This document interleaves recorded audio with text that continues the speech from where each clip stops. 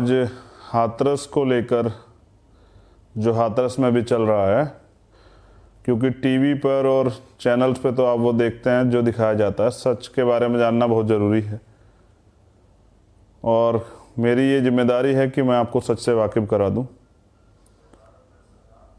हाथरस में जो जो हुआ वो आपको जानना बहुत ज़रूरी है। बहुत सारी चीज़ें तो आपने मेरे जाने के साथ साथ वहाँ देखी, किस तरह से वहाँ जो है भीम आर्मी की टीम ने काम किया, किस तरह से उस संघर्ष को आगे बढ़ाया। मैं अब बहुत ज़रूरी जानकारी आपसे शेयर कर देता हूँ।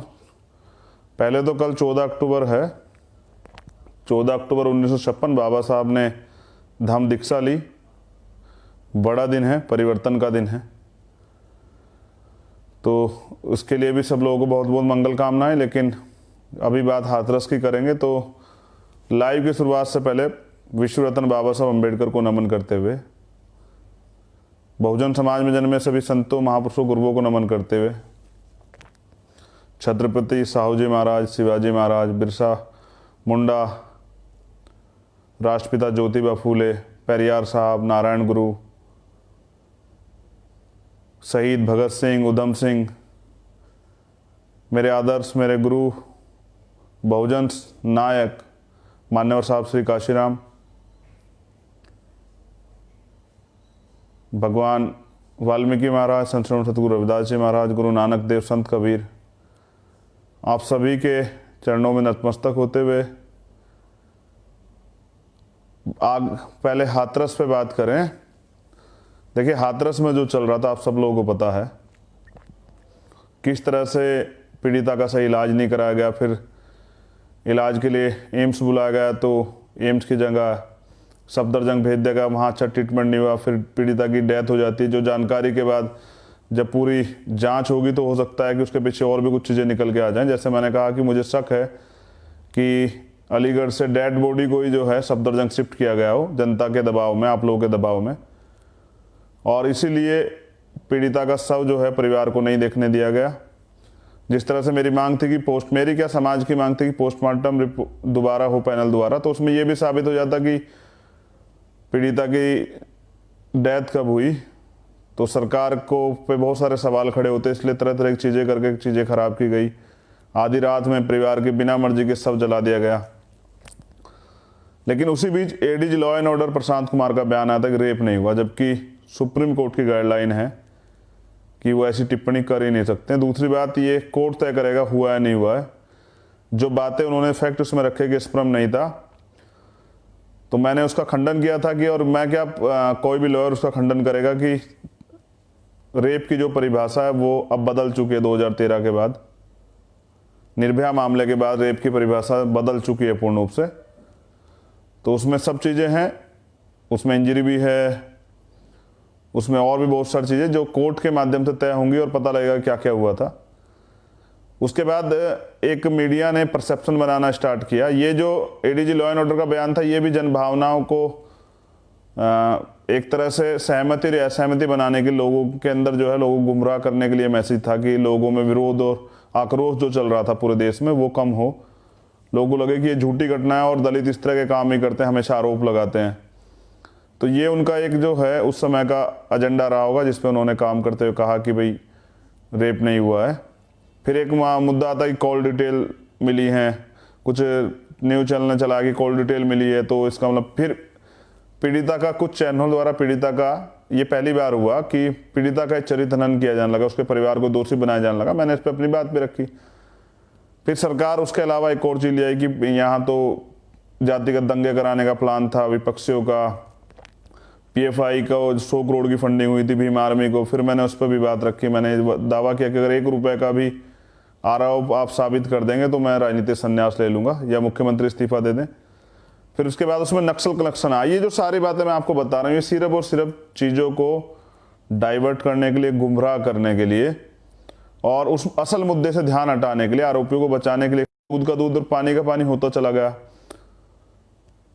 असल में क्या था कि सरकार बलि का बकरा ढूंढ रही थी, जो उन्होंने पहले सबीरपुर मामले में भी ढूंढा, 2 अप्रैल में भी ढूंढा। वो बलि के बकरे ढूंढे किसके ऊपर ये सारा आरोप मंडकर सरकार जो है बच जाए और सरकार ये कहे कि देखिए ये सब चीज़ें जो हैं पहले से प्लान थी, तैयार थी, सरकार के खिलाफ ऐसा माहौल बनाया जा रहा था। एक सच ये है कि सरकार की नाकामी है। मैं और भी बहुत सारी बातें रखूँगा, लेकिन एक ज़रूरी सवाल जो मैंने आज किया है, मैंने मुख्यमंत्री को, उत्तर प्रदेश के मुख्यमंत्री को, ठाकुर अजय कुमार बिष्ट को एक पत्र लिखा है जिसमें मैंने उनसे सवाल किया है कि 2 घटनाओं का जिक्र किया है। जो एक घटना पहले हुई थी जिसमें मैं नाम नहीं लेना चाहता, लेकिन वो लखनऊ की घटना थी जिसमें जो काम करने वाले व्यक्ति थे वो एक एप्पल कंपनी में एक अधिकारी थे, रात में पुलिस द्वारा उनकी हत्या होती है। वो भी हमारी बहन थी। उस पीड़ित बहन को जो है 2 दिन में सरकारी नौकरी मिलती है, 40 लाख रुपए का मुआवजा मिलता है। लेकिन यहाँ देखिए, इस घटना को लगभग 1 महीना बीत चुका है। थोड़ी देर में 14 तारीख हो जाएगी, 14 तारीख की घटना थी, लेकिन ना तो नौकरी दी गई, ना आर्थिक मदद की गई, ना ही जो मुख्यमंत्री ने दावा किया था कि भाई आवास दूंगा वो भी नहीं किया गया। ऐसे मुख्यमंत्री ने सीबीआई का दावा किया था, सीबीआई को 2-3 दिन पहले जांच मिली है। तो मैंने पूछा कि कब देंगे, आप भेदभाव क्यों कर रहे हैं? न्याय सबके लिए समान है भारत के कॉन्स्टिट्यूशन में, तो फिर आप ऐसा भेदभाव क्यों कर रहे हैं? आपने जो वादे किए कम से कम उनको तो पूरे कर दें। तो अपनी बात पे तो स्थिर रहिए जो आपने किया है। लेकिन मैं जो जरूरी बात आपसे कर रहा हूँ ये है कि चलिए, दलित समाज पे तो आवाज़ है बोलने वाली, मैं हूँ, और भी नेता है दलित समाज के वो बोलते हैं, कुछ बैकवर्ड के लोगों पे भी है, माइनॉरिटी के लोगों पे कुछ नेता वो बात रखते हैं। लेकिन एक बड़ा समाज यहाँ ऐसा भी, जैसे निषाद है, प्रजापति है, पाल है, कश्यप है, धोबी है, सैन है, खटीक है, कुशवाहा है, उनके साथ भी ये जुल्म जाती होती है। जैसे एक कुशवाहा प्रधान जी की महोबा में हत्या की टीम द्वारा बताया गया, मैंने उस पर ट्वीट भी किया। ये जो सारी जातियाँ और इसके अलावा कुछ अन्य जातियाँ जो आपके संज्ञान में नहीं है, उन पर भी मैं ये कहना चाहता कि उनके साथ भी जुल्म जाति लगातार होती है, उनको भी जातिवादी व्यवस्था का शिकार होना पड़ता है। लेकिन उनकी कोई आवाज़ नहीं उठाता, क्योंकि बहुजन समाज में हम लोग जन्मे हैं, बहुजन समाज के महापुरुषों के आंदोलन को चला रहे हैं। तो हमारी नैतिक जिम्मेदारी बनती है कि हम इस आवाज़ को उठाएं और कम से कम इन सभी समाज को सुरक्षित महसूस कराएं, उनके अधिकारों के लिए लड़ाई को लड़ें। तभी बहुजन बनेगा जब हम ये सारे समाजों की लड़ाई को लड़ेंगे, जो बैकवर्ड के लोग हैं, जो माइनॉरिटी के लोग हैं, जो शेड्यूल कास्ट के लोग हैं, शेड्यूल ट्राइब्स के लोग हैं। अब उन पे क्या क्या हो रहा है ये मैं विस्तार से चर्चा करूंगा। पहले उत्तर प्रदेश पर चर्चा करते हैं। झांसी में एक घटना हुई है जो बड़ी शर्मनाक है। चित्रकूट में एक घटना हुई है। चित्रकूट की घटना मैंने ट्वीट भी किया है। दोनों घटनाओं के बताते हैं। एक घटना में हुआ क्या है कि एक बच्ची के साथ 6 से 7 लोगों ने रेप किया। पुलिस के पास FIR के लिए गए, पुलिस ने कोई कार्रवाई नहीं की, वो उल्टा जो है आरोपी को बचाते रहे। जब उसको, पीड़िता को लगा कि उसको न्याय नहीं मिलेगा, तो उसने आत्महत्या कर ली। अब बच्ची तो नहीं रही है, सरकार, पुलिस के अधिकारी कर्मचारी कुछ भी करते हैं, लेकिन बच्ची वापस नहीं आ सकती है। इस व्यवस्था ने, जिस व्यवस्था में योगी गवर्नमेंट है, उन्होंने उस बच्चे की जान ले ली। अब उसका जीवन कौन लौटाएगा? मुख्यमंत्री तो नहीं लौटा सकते हैं, सरकार भी नहीं लौटा सकती, पुलिस प्रशासन भी नहीं लौटा, मैं और आप भी नहीं लौटा सकते। लेकिन ये हो क्यों रहा है? ये इसलिए हो रहा है क्योंकि यहाँ क्राइम बढ़ रहे हैं और मुख्यमंत्री सत्ता में बैठकर जो है अपराधियों का संरक्षण करें। झांसी में एक घटना हुई जहां हॉस्टल का जो मामला था, जिसमें जो है एक बच्ची के साथ जो ब्लैकमेलिंग की 10 से 12 लोगों ने रेप किया। लेकिन ये आपका दबाव है और माहौल बना हुआ है उत्तर प्रदेश में, घटनाएं तो हो रही हैं, अपराधियों के हौसले तो बुलंद है, लेकिन सरकार तुरंत, प्रशासन के लोग कार्रवाई कर रहे हैं। लखीमपुर का एक मामला है जिसमें बड़ी दिक्कत आई है, जिसमें जो एक माँ बाप, एक बेटे को और उसके पिता को पीटा गया। चित्रकूट का है, चित्रकूट का, जिसमें पीटा गया और पेशाब पिलाया गया। दलित समाज से हैं दोनों। उन्होंने कुछ दिन पहले जिन आरोपी ने किया उनकी FIR भी कराने के लिए पुलिस से मदद मांगी, लेकिन पुलिस हाथ पे हाथ धर के सोचती रही। परिणाम ये हो गया, उनको पीटा गया और उनका जो है सार्वजनिक अपमान किया गया। ये उत्तर प्रदेश में चल रहा है। उत्तर प्रदेश में अपराधों की बाढ़ आ चुकी है। सरकार इसे कहेगी विपक्ष का काम है और विपक्ष जो है राजनीति कर रहा है, लेकिन सरकार अपराध पर रोक नहीं लगा रही है। इसका खामियाजा जनता को भुगतना पड़ रहा है। बिहार की घटना है। बिहार में जो है एक महिला के साथ रेप हुआ है और रेप पीड़िता को बंधक भी बना के रखा गया। 6 से 7 लोग थे जिन्होंने रेप किया। एक उसके पीड़िता के जो बच्चा था उसको जो है उसकी भी हत्या कर दी गई। अभी एक खबर आई थी, मुझे कंफर्मेशन नहीं हुआ है, कि मोतिहारी में हॉस्टल में जो है, जो SC/ST का हॉस्टल है, उसमें हमला किया गया है कुछ लोगों द्वारा, जिसमें 3 बच्चों को गोली लगी है। उनके हालात भी बहुत अच्छे नहीं हैं। मैं ये जिक्र आपसे क्यों कर रहा हूं, मैं अंत में इसका कंक्लूजन भी आपको दूंगा। मध्य प्रदेश की घटना है जहां भिंड में गोली मारी गई है, स्वर्णों द्वारा एक दलित व्यक्ति, एक नौजवान को गोली मारी गई है। ये मध्य प्रदेश का मामला। राजस्थान में आदिवासियों के साथ जो हो रहा है, आदिवासी छात्रों का उनकी हक की लड़ाई में जिस तरह वहां की, मुझे 1 मिनट लगेगी बस दीजिए, मैं इसको थोड़ा सा,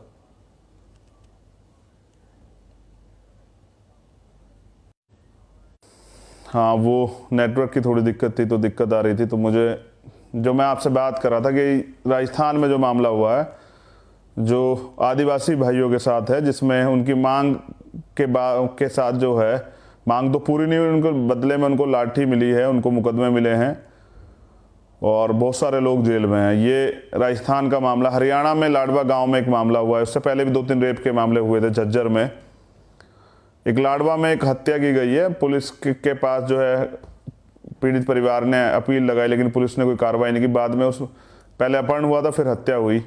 ये मैं सब चीज़ें आपको इसलिए बता रहा हूँ कि सरकार किसी की हो, कोई प्रदेश हो, घटनाएं लगातार हो रही हैं, अपराध चरम पे है। और एक तरह से जो है, जो बहुजन समाज के लोग हैं, दलित हैं, बैकवर्ड हैं, माइनॉरिटी के लोग हैं, शेड्यूल ट्राइब के लोग हैं, उनके साथ ये घटनाएं ज़्यादा हो रही है क्योंकि उनकी सत्ता में भागीदारी नहीं है।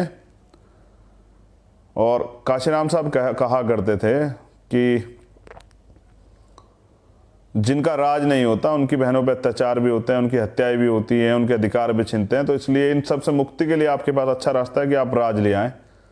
मैं धन्यवाद करता हूं सभी कार्यकर्ताओं का, जहां जहां इलेक्शन है वो जो लोग काम कर रहे हैं, जो मेरे एक बार कहने के बाद जो है अपने कैरियर की परवाह नहीं करते, मुकदमों की परवाह नहीं करते, लाठी की परवाह नहीं करते, जेल की परवाह नहीं करते और ईमानदार से इस लड़ाई को लड़ रहे हैं। आपको मैं धन्यवाद करता हूं कि आप हैं तो मैं हूं और मैं आपसे ही हूं, क्योंकि किसी भी संगठन की जो रीढ़ है वो उसके कार्यकर्ता होते हैं। मुझे गर्व है कि भीम आर्मी और आजाद समाज पार्टी पे के जैसे कार्यकर्ता किसी संगठन पे और किसी दल पे नहीं है, जिन्होंने पिछले 6 साल की 5 साल की मेहनत में भीम आर्मी को एक अंतर्राष्ट्रीय संगठन का जो है दर्जा प्राप्त करा है, जहां दुनिया में भीम आर्मी को जाना जाता है, वो आपके काम से जाना जाता है। और इस तरह से आज़ाद समाज पार्टी का लगातार काम आगे बढ़ रहा है। अभी बुलंदशहर पे जो टीम लगी हुई है उनका भी सभी का धन्यवाद करता हूँ, नौजवानों का धन्यवाद करता हूँ। जैसा मैंने कहा कि आपने जो ताकत मुझे दी है, जिसके दम पे यहाँ जहाँ इतना भेदभाव है, जहाँ इतने संसाधनों वाली पार्टियाँ सब कुछ है, वहाँ आपकी पार्टी जो है वो भी अपना जो है अपना दम रखती है और अपनी बात कहती है, उसको भी मौका मिलता है। मेन स्ट्रीम मीडिया के लोगों को उनको सुनना पड़ता है, उनकी बात रखनी पड़ती है। तो ये आपका दम है। तो ऐसे तमाम कार्यकर्ताओं को मैं हृदय के से आभार प्रकट करता हूँ। जैसा मैंने कहा कि कार्यकर्ता ही जो हैं संगठन की, पार्टी की रीढ़ होते हैं। आप मेरी ताकत है सबसे बड़ी। तो जिनसे मैं बात नहीं कर पाता हूँ या जिनसे बात करता हूँ, सभी का धन्यवाद करता हूँ कि जो ताकत आपने मुझे दी है, जिसकी वजह से आज मैं बड़ी कोशिश करता हूँ कहीं भी अन्याय और उन मुद्दों को उठा के जो है उनमें न्याय दिलाने का प्रयास करूँ, चाहे ट्विटर के माध्यम से, फ़ोन करके, चाहे वहाँ फिजिकली जाके, और जहाँ मैं नहीं जा पाता वहाँ आप लोग जाकर जो हैं इस कमी को पूरा करते हैं। तो ऐसे सभी कार्यकर्ता पदाधिकारियों को बहुत बहुत धन्यवाद, आभार। लेकिन एक ज़रूरी बात आपसे मुझे आज कहनी है, चाहे देश का कोई प्रदेश हो, लेकिन जुल्म जाति अत्याचार कम नहीं हो रहा है। इसे आप रोक सकते हैं, इसे आप ख़त्म कर सकते हैं। हम बाबा साहब डॉक्टर अंबेडकर जी की संतान हैं, उनका खून है। उन्होंने इलाज किया है, जैसे उन्होंने इलाज किया था कि रानी का पेट काट चलाऊं, अब राजा जो है आपकी वोट से तय होगा। इन सारी बीमारियों का एक इलाज है जिसको सत्ता कहते हैं। मान्यवर काशीराम साहब ये कहते थे कि बाबा साहब ने कहा, पॉलिटिक्स द मास्टर की, सभी तालों की चाबी है सत्ता। अगर सत्ता आपके पास है तो आप परिवर्तन कर सकते हैं। और काशीराम साहब ये कहते थे कि आपको जो तमाम परेशानियां, चाहे रोजगार की हो, चाहे पढ़ाई की हो, चाहे वो हेल्थ की हो, चाहे और किसी तरह के अधिकारों की हो, चाहे सुरक्षा की हो, ये तमाम तरह की जो परेशानियां हैं, उसके लिए जिसके लिए आप रोज परेशान होते हैं, सुबह शाम सोचते हैं ये कैसे होगा, वो कैसे होगा, अगर आप वोट की वैल्यू को समझ के सत्ता में स्थापित हो जाएं तो वो दिन दूर नहीं कि अपनी सारी परेशानियों को आप हल कर सकते हैं। ये जो तानाशाही सरकार उत्तर प्रदेश में पिछड़ों पे, मुसलमानों पे, किसानों पे, मजदूरों पे जुल्म करने वाली केंद्र की सरकार और उत्तर प्रदेश की सरकार का भी अंत होगा। और ये अंत जो है वो आज़ाद समाज पार्टी करेगी, ऐसा मुझे आप लोगों के भरोसे भरोसा है। मेरा यह दृढ़ विश्वास है कि अगर आप ईमानदारी से और अपने लक्ष्य को, गौर से सुनिए, अपने लक्ष्य को, अपने गोल को आपस के विवाद में ना पड़ के, आपस के किसी तरह के लालच में ना पड़ के, किसी की बातों में ना आके, अगर आप अपने गोल पे लक्ष्य निर्धारित हो जाएं, आप अपने लक्ष्य को तय कर लें कि हमें उत्तर प्रदेश में सरकार बनानी है और हमें अन्य प्रदेशों में भी सरकार बनानी है और हमें देश में भी सरकार बनानी है, आप ये तय कर लें, आप लक्ष्य बना लें कि किसी भी कीमत पे हमें आपस की लड़ाई, आपस के किसी तरह के आपस के मुद्दों में ना पड़ के सिर्फ अपने गोल पे जो है, अपनी मछली की जैसे आंखें जो है अपनी मछली की तरह जैसे जो लक्ष्य होता है उस पर केंद्रित करनी है। तो मुझे ऐसा लगता है कि वो दिन दूर नहीं कि आप लोग सत्ता में होंगे, और जब आप लोग सत्ता में होंगे तो ये तमाम तरह की जो बीमारियां हैं इनका परमानेंट इलाज हो जाएगा। जैसे जड़ कहते हैं ना, जड़ से इलाज। तो मुझे भरोसा है कि आप लोग कर सकते हैं। मुझे कल एक छोटी बहन ने पूछा तो कि आप युवाओं को क्या संदेश देना चाहते हैं। मेरा संदेश यही है कि आप मुझसे सीख सकते हैं कि अन्याय अत्याचार के खिलाफ कैसे लड़ना है, हक के लिए कैसे लड़ना है, किस तरह निडर होकर जो है बिना किसी स्वार्थ के समाज के को न्याय दिलाने के, समाज के अधिकार सुरक्षा करने के लिए हमें संघर्ष करना है। ये आप मुझसे सीख सकते हैं। किस तरह से आपको बहनों के स्वाभिमान की सुरक्षा करनी है, किस तरह से आपको बहनों के साथ कंधे से कंधे मिलाकर खड़े होकर उनको एहसास कराना कि वो अकेली नहीं, हम सब लोग उनके साथ हैं। तो मुझसे आप यही सीख सकते हैं किस तरह से आप छल कपट की, धन बल की राजनीति को त्याग कर ईमानदारी की, उद्देश्य की, मुद्दों की और अपने महापुरुषों के आंदोलन को आगे बढ़ाने की राजनीति को जिंदा रख सकते हैं।